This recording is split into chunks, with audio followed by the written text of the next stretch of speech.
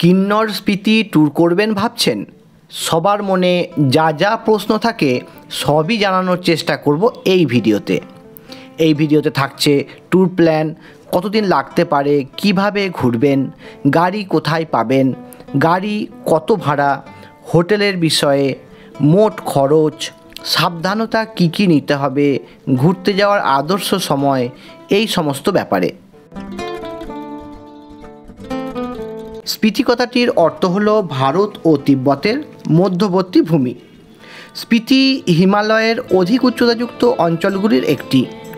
কল্পা অবধি একরকম অভিজ্ঞতা, আর কল্পা ছাড়ানোর পর সম্পূর্ণ আলাদা অভিজ্ঞতা।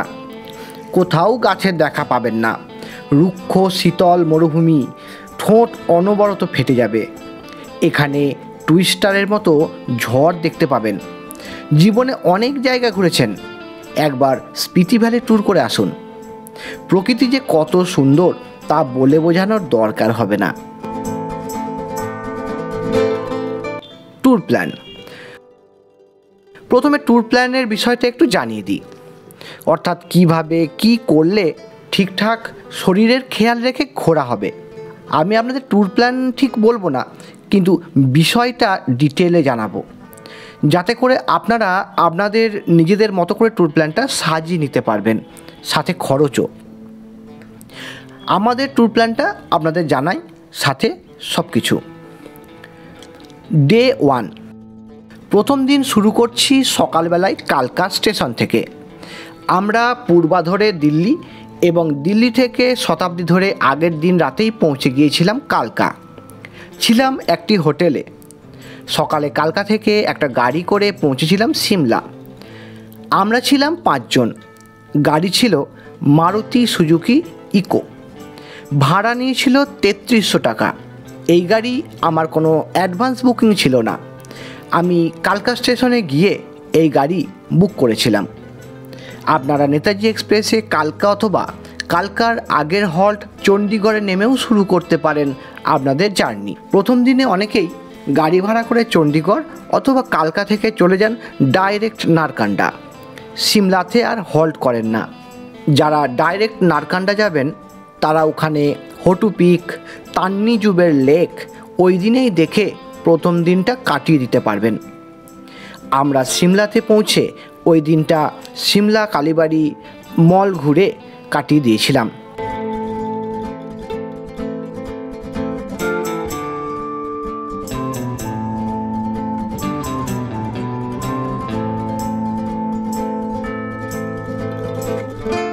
আর সিমলাতেও আমাদের কোনো হোটেল বুকিং ছিল না। আমরা খুঁজে পেয়েছিলাম হোটেল রাজদূত, কাছে পিঠেই ছিল। গাড়ি থেকে আমাদের উঠতে নামতে বেশি অসুবিধা হয়নি।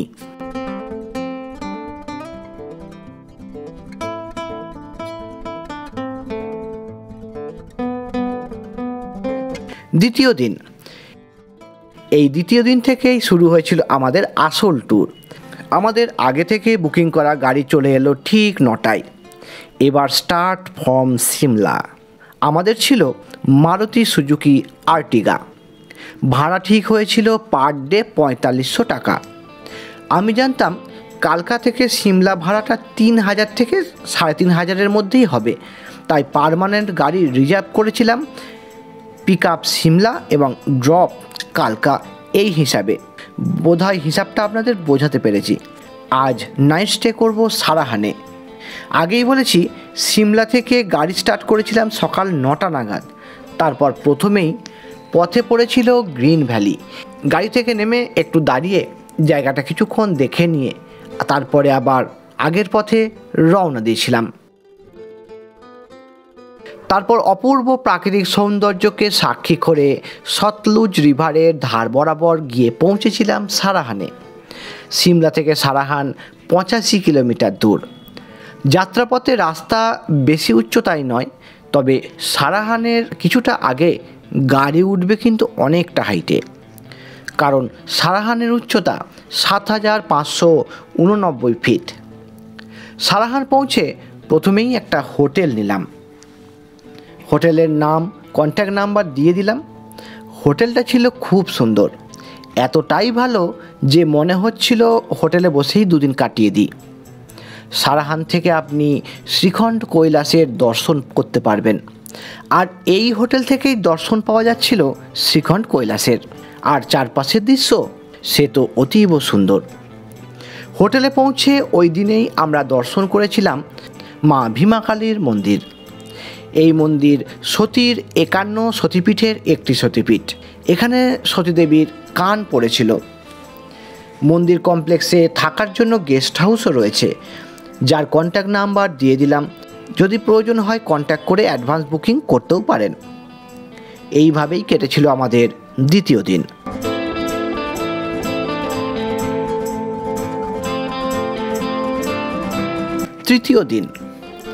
তৃতীয় দিনে আমরা গিয়েছিলাম সারাহান থেকে সাংলা।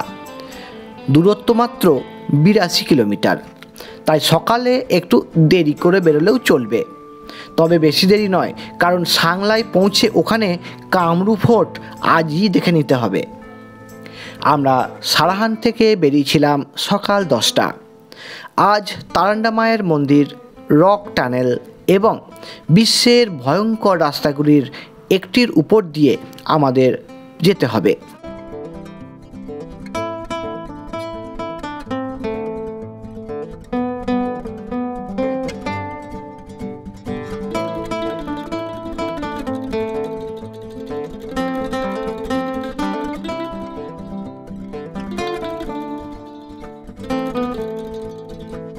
সাংলার উচ্চতা 8900 ফিট। সাংলা পৌঁছেই দৃশ্যমান হয়ে যাবে সিজন অনুযায়ী কিছু বরফের পাহাড়।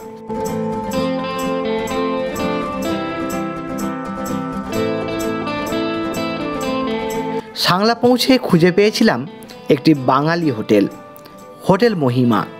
খাবার দাবার, কথাবার্তা সবই বাঙালি। হোটেলের লাগেজ রেখে আমরা গিয়েছিলাম কামরূপ ফোর্ট দেখতে। তারপর ফিরে এসে হোটেলেই রাত্রিবাস।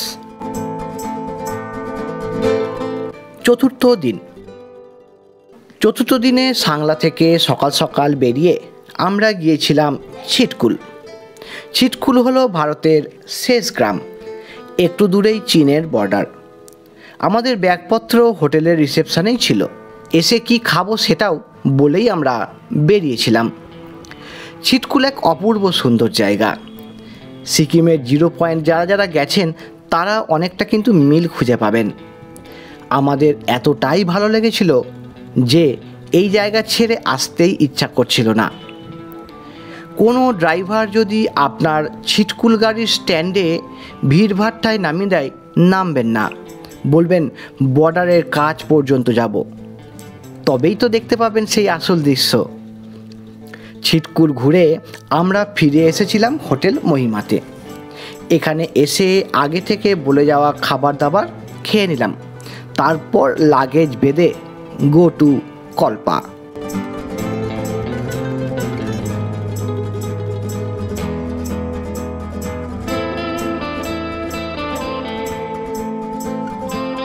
সাংলা থেকে কল্পার পথে দেখার বিশেষ কিছু নেই, তবে কল্পা পৌঁছে দেখার আছে কিন্তু অনেক। চলুন আগে সব বলছি।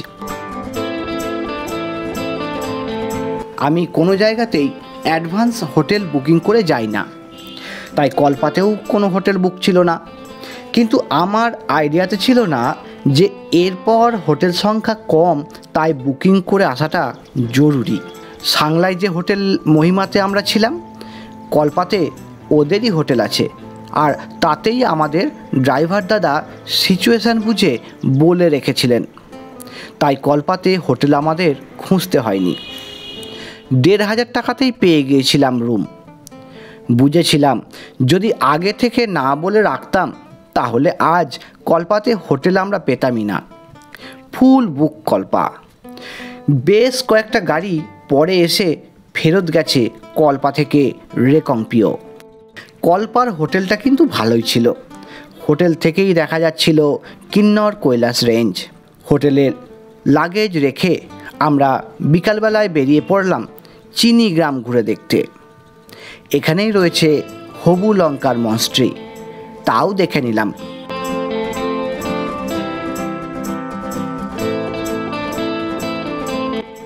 এরপর হোটেলে ফিরে বাঙালি খাবার খেয়ে দিয়ে শুয়ে পড়লাম।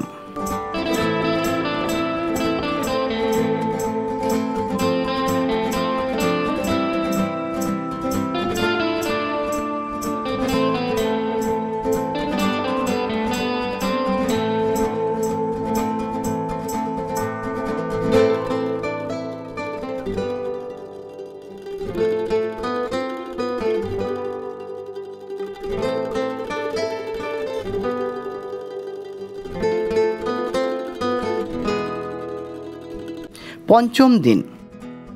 আজ পঞ্চম দিন, যেতে হবে অনেক দূর রাস্তা। আজ আমরা যাব কল্পা থেকে নাকো হয়ে তাবো। পাড়ি দিতে হবে প্রায় 172 কিলোমিটার পথ, এবং আজ দেখারও আছে অনেক কিছু। আজকেই আমরা কিন্নর ভ্যালি থেকে প্রবেশ করব স্পিতি ভ্যালিতে। তার আগে কল্পার কিছু জায়গা দেখতে বাকি আছে, সেগুলো ঘুরে তারপর বেরোবো কল্পা ছেড়ে। তাই সকাল সকাল রেডি হয়ে গাড়িতে লাগেজ বেঁধে রওনা দিলাম। প্রথমেই গেলাম কল্পার মূল আকর্ষণ সুইসাইড পয়েন্ট। পথের ধারেই 90 ডিগ্রি অ্যাঙ্গেলে এত নিচে খাদ যে তাকালেই ভয় লাগবে।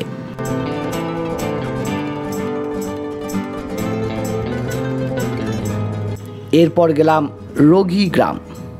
সেখানে দর্শন করলাম লক্ষ্মীনারায়ণ মন্দির। কল্পা কিন্তু খুব সুন্দর জায়গা, অপূর্ব তার প্রাকৃতিক সৌন্দর্য। সামনে বরফের পাহাড়, তার মাঝে দেখা যাচ্ছে কিন্নর কৈলাসের সেই লম্বা পাথর স্বরূপ শিবলিঙ্গ। যদি হাতে সময় থাকে একটা দিন কল্পাতে কিন্তু আপনারা থাকতে পারেন, বেশ ভালো লাগবে। এবার কল্পা থেকে বেরিয়ে গেলাম স্পিতির পথে। আস্তে আস্তে পাহাড়ের গাছগুলো সব হারিয়ে যেতে লাগলো। দেখা দিল রুক্ষ পাহাড়, কোথাও হলুদ, কোথাও ধূসর, আবার কোথাও একদম কয়লার মতো কালো পাহাড়।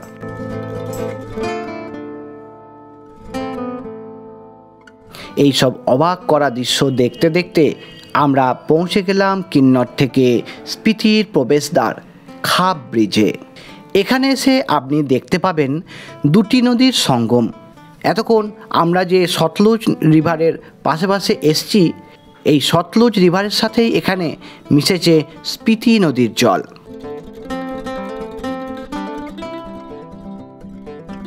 খাপ ব্রিজ পেরোনোর পর সতলুজ রিভার হয়ে যাবে টাটা বাই বাই।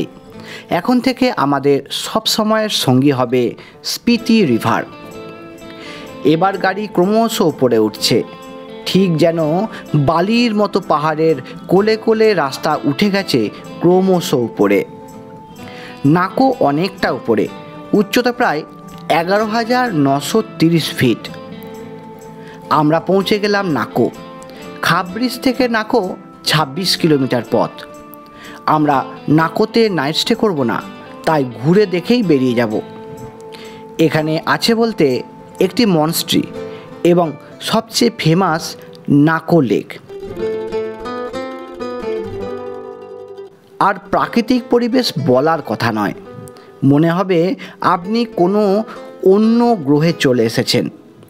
অপূর্ব অপূর্ব, একবার ঘুরে দেখুন, আপনারও আমার মতোই বলে বোঝানোর ভাষা থাকবে না। আপনারা এই নাকোতেই নাইট স্টে করতে পারেন, অনেকেই থাকেন। 12,000 ফুট উচ্চতায় এই সৌন্দর্যকে উপভোগ করতে অনেকেই কিন্তু ভালোবাসেন।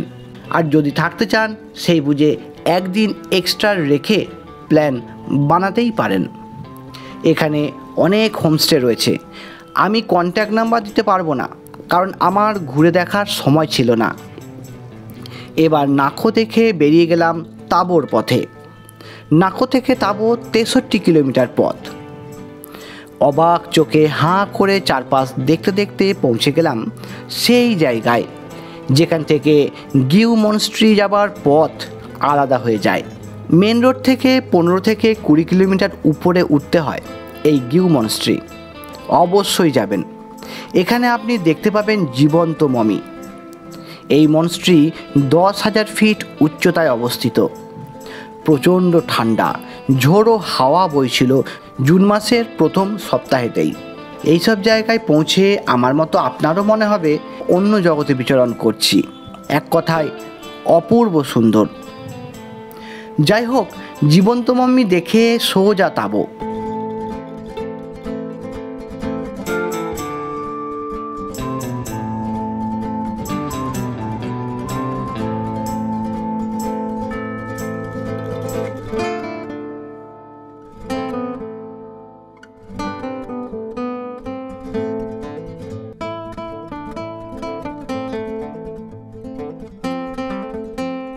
এখানেও হোটেল আমাদের বুক ছিল না, তাই নেমে একটু হোটেল খুঁজে পেয়ে গেলাম একটা হোটেল। হোটেলটা কিন্তু বেশ সুন্দর। আজকে আর কোথাও বেরোয়নি। এই ছিল পঞ্চম দিনের ট্যুর।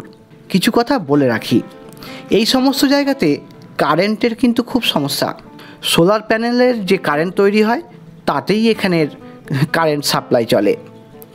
তাই পারলে পাওয়ার ব্যাংক সাথে রাখবেন, আর অবশ্যই একটা ভেসলিনের বস্তা কিনবেন, কারণ এখানের ওয়েদার এতটাই রুক্ষ যে ভেসলিন লাগালেও ঠোঁট ফাটা কমছে না। তাই এটা বারবার কিন্তু আপনার প্রয়োজন হবে। তাঁবুতে খাবারেরও সমস্যা রয়েছে। যদি হোটেল থেকে খান, বেশি দাম দিয়ে খেয়ে নেবেন, আর যদি বাইরে খাবার খুঁজতে যান, হোটেলে ঢুকে একটু রেস্ট নিয়ে আগে খাবারের খোঁজ করবেন।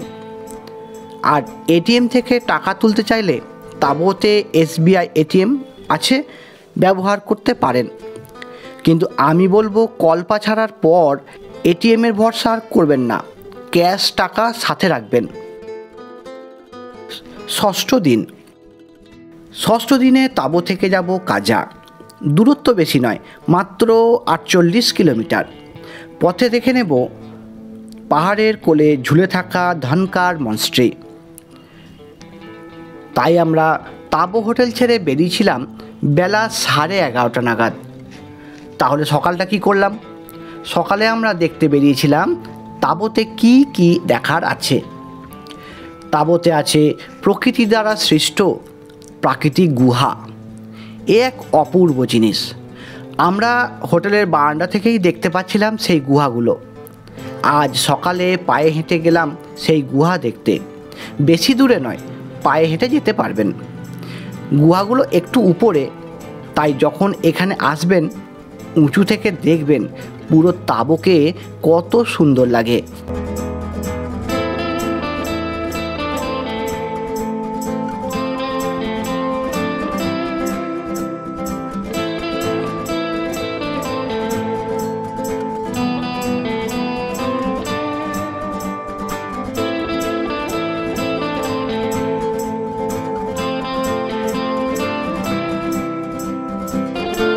এই কেভ দেখে আমরা চলে এলাম তাঁবু মনস্ট্রি ঘুরে দেখতে। এখানে আছে একটি ওল্ড মনস্ট্রি আর একটি নিউ মনস্ট্রি। খুব সুন্দর লাগছিল এগুলো ঘুরে দেখতে। এই সব ঘুরে দেখতে দেখতে এবার হোটেলে ফিরে এলাম। রাস্তায় স্টলে আলুর পরোটা খেয়ে নিলাম। এবার লাগেজ বেঁধে বেরিয়ে পড়লাম গো টু কাজা।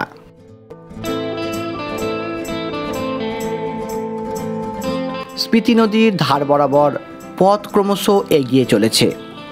কোথাও ঝোড়ো বালি, কোথাও গুঁড়ো পাথর। অপূর্ব প্রাকৃতিক সৌন্দর্যকে সাক্ষী করে পৌঁছে গেলাম ধনকার মনস্ট্রি।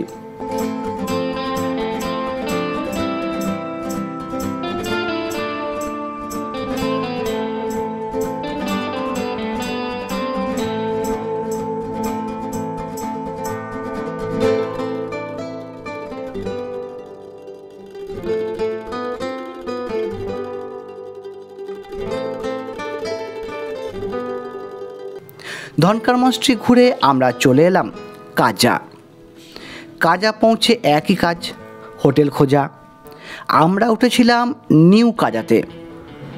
হোটেল পেয়ে গেলাম মনের মতো, ভাড়া 2000 টাকা। এখানে একটু মনের মতো হোটেল খুঁজতে হবে, কারণ এখানে থাকতে হবে 2 দিন। কাজা, তাঁবু, নাকো এই সমস্ত জায়গায় যা বুঝলাম, হোটেল পারলে অ্যাডভান্স বুকিং করে আসবেন। এখানে হোটেল খুব অল্প। হোটেলেই আমরা লাঞ্চ সেরে পায়ে হেঁটে বিকালে আমরা বেরিয়েছিলাম সামনেই কাজা মনস্ট্রি ঘুরে দেখতে।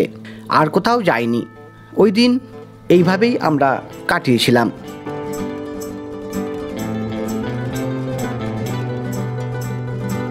সপ্তম দিন। আজ কাজা সাইট সিন। এখান থেকে প্রথমে যাব লাংজা ভিলেজ, একে ফসিল ভিলেজও বলে।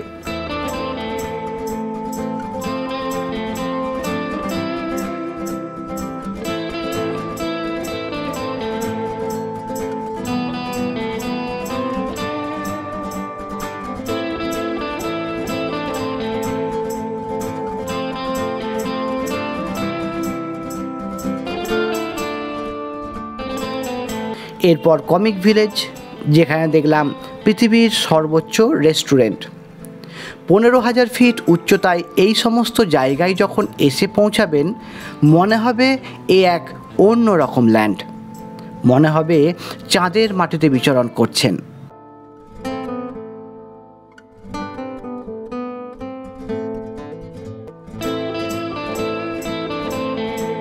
কমিক ভিলেজ ঘুরে আমরা এলাম পৃথিবীর সর্বোচ্চ পোস্ট অফিস হিক্কিম ভিলেজে। এখানে প্রচুর সুন্দর সুন্দর পোস্ট কার্ড বিক্রি হচ্ছে। ঘরের ঠিকানায় চিঠি পোস্ট করতেও পারেন, অনেক সবাই করেন। হাইয়েস্ট পোস্ট অফিস থেকে ঘরে চিঠি আসবে, এটাই একটা স্মৃতি আর কি। যখন পোস্ট কার্ড কিনবেন, 2টো এক্সট্রা কিনে রাখবেন। কি জানি যদি ঘরে চিঠি না এসে পৌঁছায়। আমাদের পাঠানো একটাও চিঠি কিন্তু ঘরে এসে পৌঁছায়নি। সে যাই হোক, পুরো জায়গাটি কিন্তু অপূর্ব সুন্দর। আমি তো এত সুন্দর জায়গা এর আগে কখনো দেখিনি। এই 3টে জায়গা যেগুলো আজ আমরা ঘুরলাম, প্রতিটাই কাজা থেকে কিন্তু অনেকটা উঁচুতে। একটা পয়েন্ট থেকে দেখতে পাবেন কাজাকে নিচে টিম টিম করছে। স্পিতির প্রায় সব জায়গায় অক্সিজেনের কমতি রয়েছে, তাই বেশি হুড়োহুড়ি, তাড়াতাড়ি, স্মোকিং, ড্রিঙ্কিং এইসব অ্যাভয়েড করাই ভালো। আর আজকে তো আমরা যেখানে যেখানে ঘুরলাম, এইসব ব্যাপারে কিন্তু একটু সতর্ক থাকাই ভালো বলে আমার মনে হয়। অক্সিজেন এতটাই কম, গাড়ি ফার্স্ট গিয়ারে ফুল পিক আপ দিয়ে তবে তুলতে হচ্ছে, তাতেও গাড়ি যায় আস্তে আস্তে। এই অনুভবটা আমরা এর আগে গিউ মনস্ট্রি অর্থাৎ জীবন্ত মমি দেখতে যাওয়ার দিন করেছিলাম। আজ আমরা দুপুর 2টোর মধ্যে হোটেলে ফিরে চলে এসেছিলাম। কাজা সম্পর্কে কিছু কথা জানাই। আমি কাজায় এটিএম খুঁজতে গিয়ে গুগল ম্যাপ ধরে ধরে পৌঁছে গেছিলাম এটিএমের কাছে। যখন যাচ্ছিলাম, বাজার, দোকান, কনজাস্টের জায়গা, বাস স্ট্যান্ড সবই দেখলাম। জানলাম এটা ওল্ড কাজা। তাই বলবো, যারা বাজার ভিড়ভাট্টায় থাকতে পছন্দ করেন তাদের ক্ষেত্রে ওল্ড কাজা ঠিক আছে, তবে আমাদের মতো মানুষের ক্ষেত্রে নিউ কাজায় ফাঁকায় ফাঁকায় থাকাটাই কিন্তু বেস্ট অপশান। নিউ কাজা অর্থাৎ যেখানে আমাদের হোটেল ছিল, তার একটু কাছেই ওয়ার্ল্ডের হাইয়েস্ট পেট্রোল পাম্প রয়েছে ইন্ডিয়ান অয়েলের। তাই তো বলেছিলাম, কাজায় এলে আপনারা ওয়ার্ল্ডের বেস্ট কয়েকটি হাইয়েস্ট জিনিস দেখতে পাবেন। আপনারা কাজাতে আরও একটা এক্সট্রা দিন থাকতে পারেন। যাবেন মুদগ্রাম ও পিন ভ্যালি দেখতে, এও এক অপূর্ব জায়গা। আমরা আর যাইনি, কালই বেরিয়ে পড়ব কাজা ছেড়ে।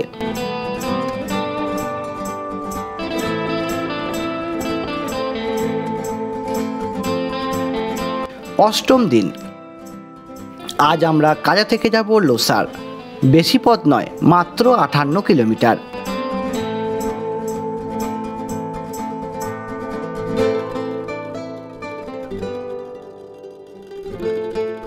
পথে দেখব কি মনস্ট্রি। কি মনস্ট্রির অপূর্ব পরিকাঠামো দেখলে মনে হবে কি করে পাহাড়ের কোলে এই রকমের একটা মনস্ট্রি বানানো সম্ভব, ভাবলে অবাক লাগে।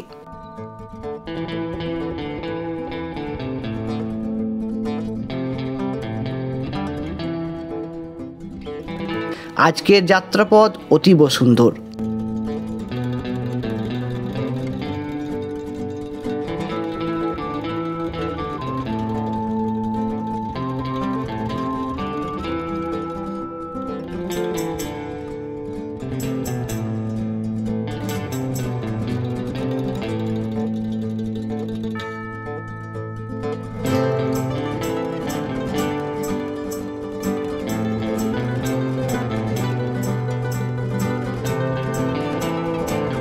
যা যা ল্যান্ডস্কেপের পাশ দিয়ে আপনি যাবেন তা আগে কখনো দেখেননি।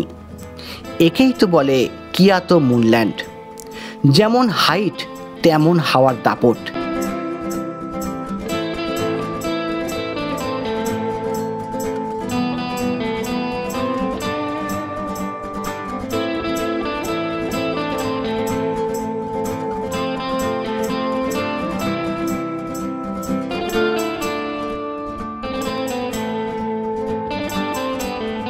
আমরা লোসার পৌঁছেছিলাম 2টো থেকে 2:30 হবে। ওখানে পৌঁছেই আমরা লাঞ্চ সেরেছিলাম। লোসারের হাইট কিন্তু অনেকটাই, কাজার থেকেও 1000 ফুট বেশি। আর লোসার এমনই একটা জায়গায় যে এর একটু পর থেকেই শুরু হচ্ছে কুঞ্জুম পাস। আমরা এই লোসারেই স্নোফলস পেয়েছিলাম, খুব মজা করেছিলাম লোসারে। হোটেল আগে থেকেই বুক করবেন, হোটেল কিন্তু খুব বেশি নেই এখানে। অষ্টম দিনে আমরা বরফ নিয়ে খেলা করে এখানে ওখানে ঘোরাঘুরি করেই কাটিয়ে দিয়েছিলাম।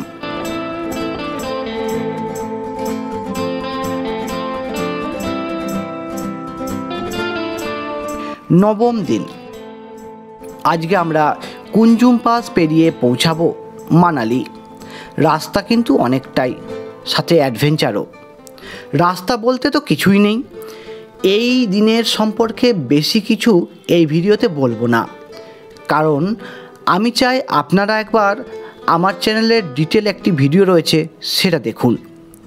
কি যে ভয়ঙ্কর অ্যাডভেঞ্চারাস, দেখুন প্লিজ একবার। ডেসক্রিপশন বক্সে ভিডিও লিংক দেওয়া রইল। এখানে আরও একটা কথা বলে রাখি, আপনারা মানালি না এসে একটা দিন চন্দ্রতালের উদ্দেশ্যেও যেতে পারেন। সেক্ষেত্রে আপনাদের প্ল্যানে আরও একটা দিন এক্সট্রা অ্যাড করতে হবে।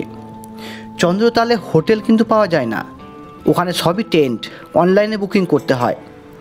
আগে বুকিং করবেন, যদি পান তবেই আসবেন, এটা আমার মনে হয়। আমরা মানালি পৌঁছেছিলাম দুপুর 3টে নাগাদ হবে। নিয়েছিলাম ম্যালের একদম কাছেই হোটেল। আজকের দিনটা ম্যাল রোডে ঘুরে বেরিয়েই কাটিয়ে দিয়েছিলাম। দশম দিনে মানালি লোকাল সাইট সিন করেছিলাম, আর ম্যালে ঘুরে কেনাকাটা করেই সময় কাটিয়েছিলাম। সব কিছুই আমরা ঘুরেছিলাম আমাদের রিজার্ভ করা গাড়িতেই। একাদশতম দিন, এই দিনে আমরা আমাদের গাড়িতে করেই ফিরে এসেছিলাম কালকাতাই ছিল আমাদের ড্রপ পয়েন্ট। আমরা সকাল 9টায় বেরিয়ে সন্ধ্যে 7টা নাগাদ কালকা স্টেশনে পৌঁছে গিয়েছিলাম। তারপর নেতাজি এক্সপ্রেস ধরে বাড়ি।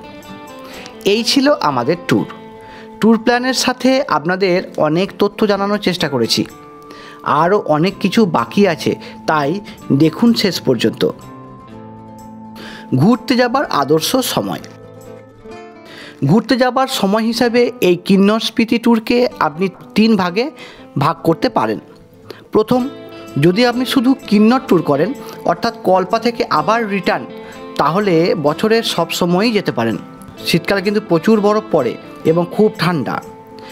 কল্পা এবং ছিতকুল সাইডে উইন্টারে 5 ফুট পর্যন্ত বরফ জমে যায়। দ্বিতীয়, বছরের মোটামুটি নভেম্বরের মাঝামাঝি থেকে মার্চ অবধি স্পিতি ট্যুর অ্যাভয়েড করাই ভালো, কারণ উইন্টারে রাস্তা ক্লোজ থাকে। বাকি যখন খুশি যেতে পারেন। আর জুলাই আগস্ট রেইনি সিজন আমার মতে অ্যাভয়েড করাই ভালো। তৃতীয়, মের মাঝামাঝি থেকে অক্টোবরের মাঝামাঝির মধ্যে কুঞ্জুম পাস খুলে যায়। এটা গাড়ি যেখানে বুক করবেন আগে তার সঙ্গে কথা বলে রিসেন্ট আপডেটটা কালেক্ট করে নেবেন। এটা শিওরভাবে কিন্তু আমার পক্ষে বলা সম্ভব নয়। এবার যদি কুঞ্জুম পাস খোলা পান, তাহলে আপনাদের সুন্দর রাউন্ড একটা ট্রিপ হয়ে যাবে। না হলে আবার একই পথে আপনাদের ব্যাক করতে হবে। আমরা গিয়েছিলাম জুনের ফার্স্ট উইকে, কুঞ্জুম পাস কিন্তু খোলা ছিল। এবার একটু জানিয়ে দিই গাড়ির বিষয়ে। আমরা ছিলাম 5 জন, বুকিং করেছিলাম আর্টিকা, আগেই বলেছি। আমাদের মোট দিন ছিল 11 দিন। পার ডে হিসাবে গাড়ি ভাড়া নিয়েছিল 4500 টাকা করে। আপনি হিমাচল স্পিতি ট্যুর লিখে ইউটিউবে সার্চ করেও কিন্তু গাড়ি বুক করতে পারেন। আমিও তাই করেছিলাম। আমি বুকিং করেছিলাম হিমরাইড ট্রাভেল থেকে, একদম জেনুইন, আমাদের কোনো রকম সমস্যা হয়নি। আপনাদের জানিয়ে রাখি, আমি যখন প্রথমবার বুকিং করার জন্য এই নাম্বারে ফোন করেছিলাম, তখন আমাদের ট্যুর 1.5 মাস মতো পরে আমাকে হিমরাইড থেকে বিভিন্ন কথা বলে ভয় দেখিয়েছিল। ভয় বলতে অন্যরকম ভয় নয়, ভয় বলতে এই রকম যে হোটেল পাবেন না, কিন্তু আগে থেকে বুকিং করুন, টোটাল প্যাকেজ করুন, না হলে ওখানে হোটেল পাওয়া যায় না, তখন আপনি থাকতে জায়গা পাবেন না, এই রকম।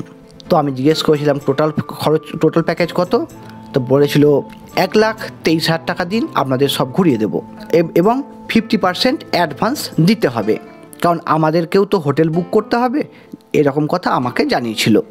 তাড়াতাড়ি বুকিং করুন, এইভাবে আমাকে বলা হয়েছিল।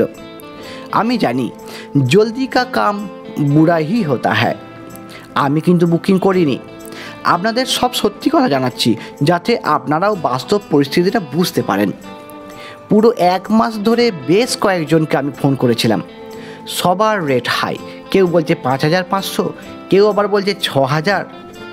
আমি আমার পরিচিত উত্তরাখণ্ডের ট্রাভেল এজেন্টের কাছে আগেই জেনে নিয়েছিলাম স্পিতিতে হোটেল অ্যাডভান্স বুকিং করতেই হবে এমন কোনো ব্যাপার নয়। তাই ট্রেন ধরার 2 দিন আগে, মাত্র 2 দিন আগে হিমরাইডে আবার ফোন করলাম, কারণ দেখলাম হিমরাইডের রেটটাই কিন্তু কম। বললাম আমার শুধু গাড়ি লাগবে, ব্যাস সব কথাবার্তা বলে নিলাম এবং 4,500 টাকাতেই রাজি হয়ে গেল। 5,000 টাকা অ্যাডভান্স দিয়ে দিলাম এবং ওনারা আমাকে বুকিং স্লিপ পাঠিয়ে দিল।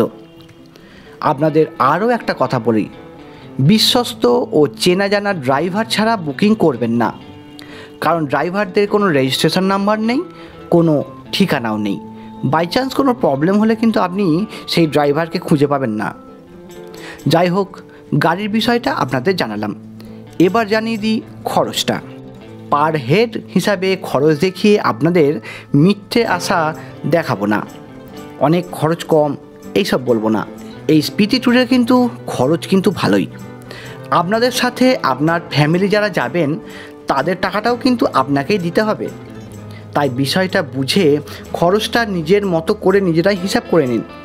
আমাদের গাড়ি ভাড়া 11 দিন পার ডে হিসাবে 4,500 টাকা করে পড়েছিল, 49,500 টাকা। হোটেল 10 দিনের অ্যাভারেজ আপনি পার ডে 1,800 টাকা করে ধরে চলুন। খাওয়া পার মিল 200 টাকা ধরুন, তার উপর ডিনার আছে, টিফিন আছে। পার ডে খাওয়া বাবদ পার হেড 500 টাকা তো লাগবেই। মোটামুটি আপনি হিসাব করবেন 85,000, 90,000, 1 লাখের কাছাকাছি কিন্তু পৌঁছে যেতে পারে। আমি বলবো 2 কেজি মুড়ি সাথে চানাচুর এইসব নিয়ে যাবেন, দেখবেন খরচ কিন্তু অনেকটা কমে যাবে। আর 2টো ফ্যামিলি গেলে খরচ কিন্তু অনেকটাই কমবে। আরও একটা কথা বলে রাখি, যদি আপনি একা যান, অর্থাৎ আপনি একা ফ্যামিলি যান, তাহলে ছোট গাড়ি ভাড়া নেবেন। সেক্ষেত্রে গাড়ি ভাড়াটা কিন্তু 4,500 নয়, সেক্ষেত্রে গাড়ি ভাড়া 3,500 থেকে 3,800 টাকার মধ্যেই কিন্তু হয়ে যাবে। এবার জানিয়ে দিই যে এই ট্যুরের কী কী সাবধানতা অবলম্বন করবেন। কিন্নর স্পিতি জায়গাটা কিন্তু অনেকটা উঁচুতে, স্পিতি তো আরও উঁচুতে, এবং গাছপালা নেই, খুব রুক্ষ জায়গা, অক্সিজেনও কম। তাই বেশি হুড়োহুড়ি করে কাজ না করাই ভালো। আমাদের কিন্তু কোনো অসুবিধা হয়নি। তাও বলছি, সাথে কর্পূর অথবা পোর্টেবল অক্সিজেন সিলিন্ডার রাখবেন। দেখবেন যদি এগুলো কাছে থাকে না, নিজেও বুকে একটু বল পাবেন। স্মোকিং, লিকার এগুলো অ্যাভয়েড করাই ভালো। জানি যাদের নেশা তারা শুনবেন না আমার কথা, তবুও অভ্যাসে বলে ফেললাম আর কি। ওখানে গেলে নতুন একটা অভিজ্ঞতার উপলব্ধি আপনিও করতে পারবেন। ওই জায়গাটা এতটাই রুক্ষ যে দেখবেন ফটাস ফটাস করে একটা সেই রিল ক্যাপ ফাটানোর মতো ফায়ারিং হচ্ছে অটোমেটিক। লেপ ঢাকা নেবেন, দেখবেন ফটফট করছে। চিরুনি আঁচড়াবেন, দেখতে পাবেন ফায়ারিং। অনেক ক্ষেত্রেই দেখতে পাবেন। আমি মাত্র দুটোই এক্সাম্পল দিলাম। স্থির তড়িৎ এতটাই জমে যায় যে ফায়ারিংয়ের লাইটও আপনি দেখতে পাবেন। যাই হোক, ভিডিওটা অনেক বড় হলো, কিন্তু আমার মনের কথাগুলো আপনাদের জানানোর চেষ্টা করলাম। কিছু জানার থাকলে কমেন্ট অবশ্যই করবেন। সবাই ভালো থাকবেন। ধন্যবাদ।